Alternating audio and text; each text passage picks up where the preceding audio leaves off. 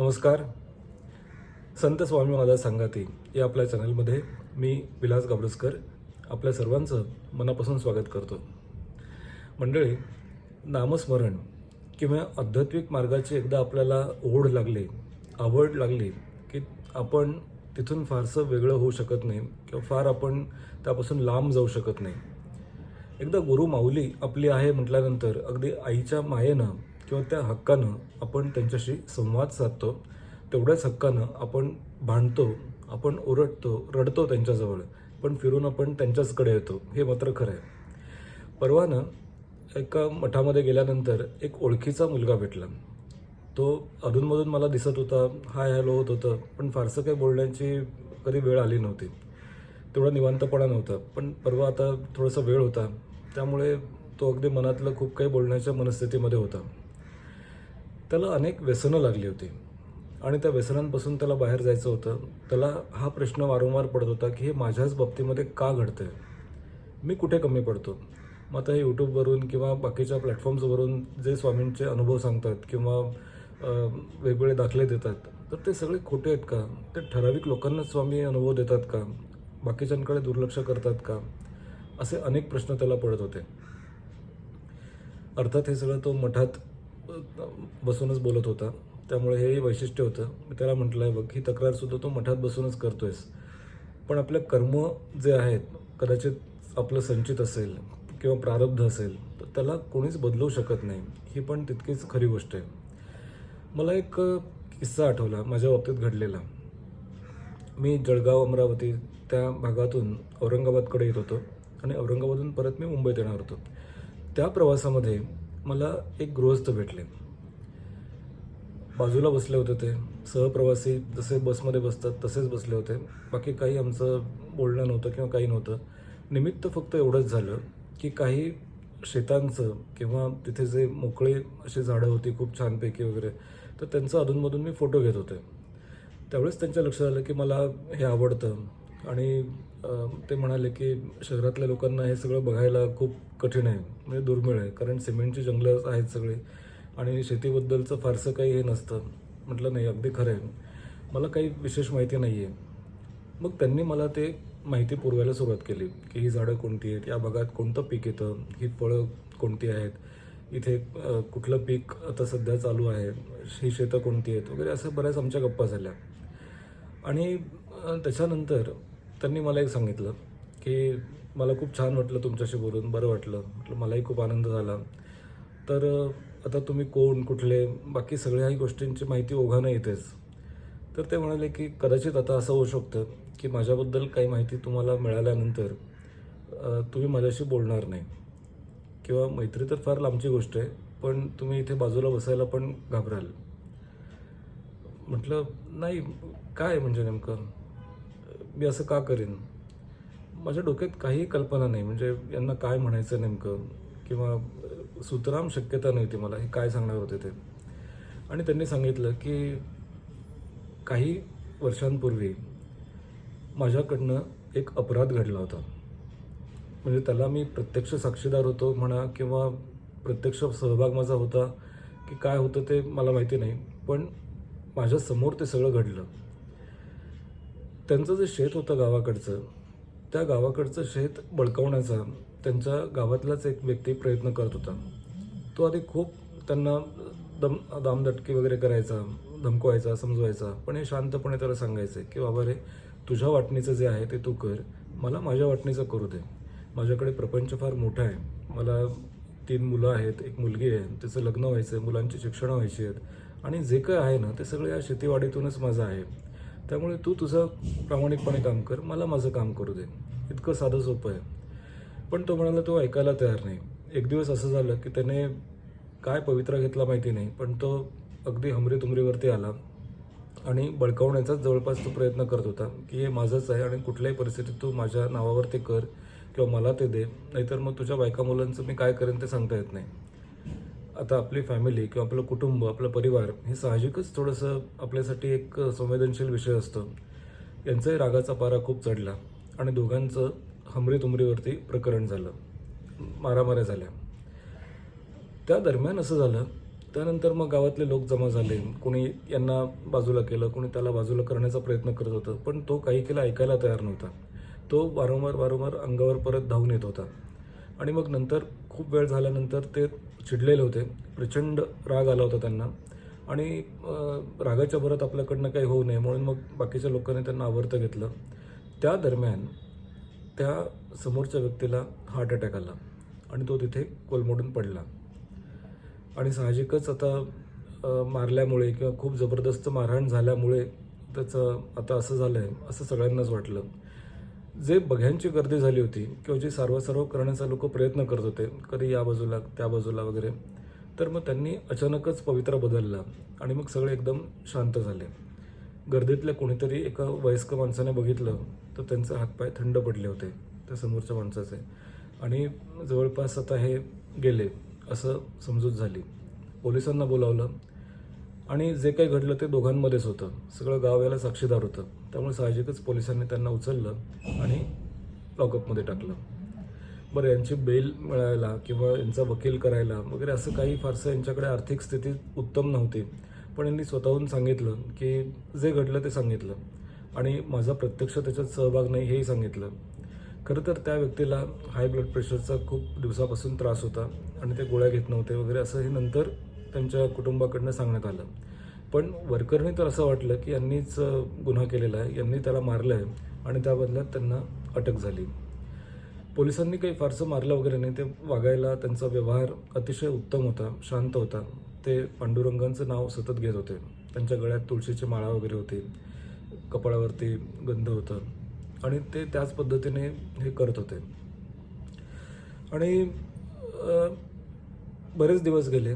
त्यांच्या मुलीचं खरं तर साखरपुडा ठरणार होता आणि ही सगळी परिस्थिती अशी होती की आता वडिलांचं चारित्र्य असं आहे किंवा वडील जेलमध्ये आहेत म्हटल्यानंतर साहजिकच नवीन सोयरीक तुम्हाला मिळणं कठीण आहे.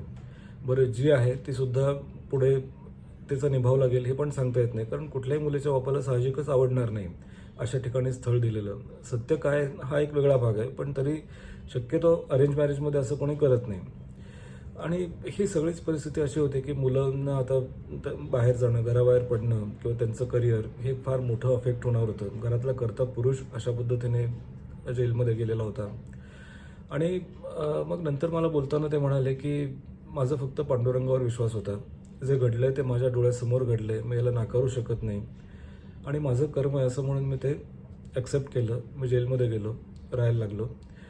काही महिन्यानंतर जेलर ऑथॉरिटीज ज्या आहेत किंवा ते प्रशासन आहे त्यांना यांच्या वागण्यातलं वेगळेपण जाणवलं आणि त्यांनी सांगितलं की तुझं रेकॉर्ड किंवा तुझं बॅकग्राऊंड काही असं नाही आहे की तू कोणाचे मुर्दे पाडशील किंवा कोणाला काहीतरी हे करशील, पण हे कृत्य घडलं आहे तुझ्याकडून, तू अजूनही सांग म्हणजे नेमकं काय झालं, तू का मारलंस त्याला. पुन्हा त्यांनी तेच सांगितलं की मला मारण्याचा उद्देश अजिबात नव्हता. तो माझ्यावर चाल करून येत होता, तो माझं शेत बळकावत होता आणि त्या दिवशी तो स्वतः पवित्र्यामध्ये होता की मारामारी करण्याच्या आणि याच्या. मान्य आहे मला की मी पण संतापलो, माझं पण चीड झाली, खूप उद्विग्न झालो मी. आणि त्याने ज्यावेळेस माझ्या परिवाराला धोका देईन अशी धमकी दिली त्यावेळेस माझं पित्त खवळलं आणि मग त्यावेळेस मी हात उचलला जो त्याने आधीच माझ्यावरती उचललेला होता. आणि त्याच्यानंतर मात्र त्याने हे केलं म्हणजे तो खाली कोसळला. आता हे सगळं झालं आणि त्याच्यानंतर मग बरीच चौकशी झाली. त्या गावामध्ये सगळीकडे चर्चा झाली, सगळीकडे हे झालं आणि काही 1-2 वर्षांनंतर पोलिसांच्या असं लक्षात आलं की हा मनुष्य यांनाच नाही तर बाकीच्या अनेकांना त्रास देत होता. ज्यांच्या जमिनी खूप जास्त होत्या त्यांनासुद्धा हा त्रास देण्याचा प्रयत्न करत होता. परत त्याला वेगवेगळे आजार होते, हायपर टेन्शन होतं, वेगवेगळ्या गोळ्या होत्या, पण ते घेत नव्हता तो आणि त्याच्यामुळे कदाचित काही गोष्टीचा बॅलन्स बिघडला असेल आणि तसा मृत्यू झाला असेल. आणि त्यामुळे हे 2-3 वर्ष त्यांची असेच गेली, तसे कठीण आणि विचित्र परिस्थितीमध्ये गेली. ज्यावेळेस मग जेलर जे आहेत किंवा जे प्रशासन आहे त्यांच्या लक्षात आलं की हा तेवढा इनोसंट आहे, याची शिक्षा आता कमी करायला पाहिजे, म्हणून त्यांनी त्याची शिक्षा कमी केली आणि ते दिवस रात्र जेलमध्ये पांडुरंगांचा धावा करत होते, त्यांचं नामस्मरण करत होते. तिथं त्यांना जे काम दिलं जायचं तर ते काम ते नियमात करायचे. त्यांना जे करायला लावतात जे कैद्या लोकांना ते सगळं ते करायचे, पण ते नामस्मरण करत करत ते करायचे. तर ते बघून त्या ऑथॉरिटीजने त्यांना हे सांगितलं की तू बाकीच्या कैद्यांनासुद्धा ध्यान लावून बसायला सांग, त्यांनासुद्धा नाम घ्यायला सांग, त्यांच्यामध्ये पण कदाचित स्वभावात बदल होऊ शकतो. असं म्हणून त्यांनी कैद्यांसाठी सुद्धा थोडे थोडे संध्याकाळचे वर्ग घ्यायला सुरुवात केली. आणि जी सोयरीक त्यांच्या मुलीची मोडेल असं वाटलं होतं, ज्यांचा साखरपुडा ठरला होता, ते स्वतःहून आले त्यांच्याकडे म्हणजे घरी, आणि त्यांनी सांगितलं की कदाचित असं आहे की आम्ही खूप विचार केला याबद्दल, आणि या सगळ्या संबंध प्रोसेसमध्ये आम्हाला कुठेही जाणवलं नाही की तुमचं रेकॉर्डच मुळात तसं आहे किंवा तुमचं कुटुंबच मुळात तसं आहे. असं अजिबात नाही. लग्नानंतर कदाचित असं होऊ शकलं असतं. तर मला असं वाटतं की साखरपुडा वगैरे आम्ही उरकून घेतो. आम्हाला मुलींकडनं काही अपेक्षा नाही आहेत. तुम्ही त्याची देण्याघेण्याची वगैरे काळजी करू नका. नारळ आम्हाला फक्त द्या. नारळ आणि ₹125 याच्यावर आम्ही तुमची मुलगी घेतो. मुलांचं शिक्षण हळूहळू पुढे होत होतं. 12वी किंवा एक मुलगा त्यांचा ग्रॅज्युएशनला होता, त्याचंही ग्रॅज्युएशन होत होतं. आणि काही वर्षानंतर जेलर ऑथॉरिटीज ज्या आहेत, जेल ऑथॉरिटीज, त्यांनी त्याची शिक्षा 5 वर्षांनी कमी केली. आणि मला ज्यावेळेस ते भेटले त्यावेळेस ते काही रजेवर गेले होते. त्यांना 15 दिवसांचं ते पेरोल असतो त्या पद्धतीने त्यांना सोडण्यात आलं होतं. तर दुसऱ्या दिवशी त्यांना जेलमध्ये जायचं होतं. तर त्या संध्याकाळीच ते हजर होणार होते. आणि हे सगळं सांगितल्यानंतर खरं तर मला खूप अस्वस्थ व्हायला झालं. म्हटलं इतकं काही काही घडलं आहे या माणसाच्या आयुष्यामध्ये, आणि तरीसुद्धा इतका संयमी आहे आणि निर्धार याचा प्रचंड आहे. हे खरंच किती मोठं लक्षण आहे. म्हणजे आता जे काही घडलं आहे ते खरं तर त्याला चांगलं म्हणावं वाईट म्हणावं काय ते माहिती नाही, पण त्याच्या समोर हा सगळा प्रकार घडला आहे.